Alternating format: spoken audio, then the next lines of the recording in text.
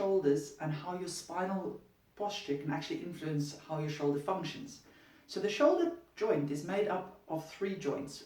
The first one is your clavicle or your collarbone at the front, and that comes and meets the shoulder blade that comes round from the back. Now your shoulder blade is roughly a triangular bone on your shoulder, on the back of your shoulder girdle, and it has a little hook that comes over, and that's the bone you can touch on the top of your shoulder, the acromion.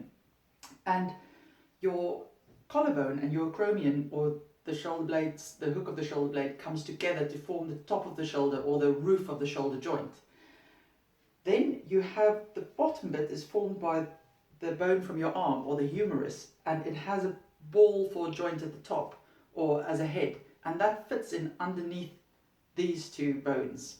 So essentially you've got the bowl there and you've got the top, or the ball there and the top there, and when you move your shoulder, the top, the roof has got to get out of the way of the bone at the bottom, otherwise they squash.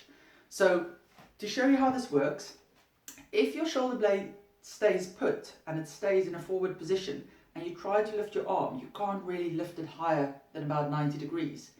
If however your shoulder blades are pulled back and out of the way of the humerus head, then you can actually lift your arm up. So give that a go. I just want to show you from the side how that works. So say for instance you're in a slouched position, that your shoulder blades come forward. So imagine it's sitting there and it's tilted forward now, you can feel the bone there.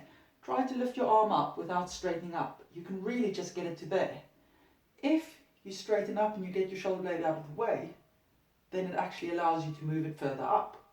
So essentially shoulder impingement is when the shoulder blade doesn't get out of the way of the bone of the arm, the humerus head, and you squash everything inside the shoulder joint. Now what I should have said is there's a space between this bone at the top that you can feel and the head of the humerus, and in that space, the subacromial space, you have your tendons running through it. You've also got a bursa which is a fluid-filled sac. Now that little bursa is meant to prevent friction between the tendons and the bones.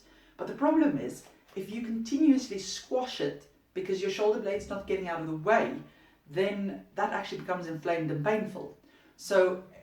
And then that causes the pain that you feel with shoulder impingement. Okay, so how does the rest of the body's posture actually influence your shoulder impingement? Now have a look, I'm going to do it from the side. So when you look at posture, you want the middle of your ear roughly in line with the middle of your shoulder and going through the hips. Now, as soon as you stick your head forwards, can you see how that forces the shoulders to come forward? So if you've got a forward neck posture where you're looking at a computer screen a lot, then that's going to cause trouble with the shoulder blades coming forwards, causing impingement. Similarly, say for instance you've got tight pecs and they pull the shoulder blades forward, that's going to influence the rest of your spine as well, and pull that forwards and get you into that position. So you can see why it's important to actually have a good posture and get the shoulder blades out of the way.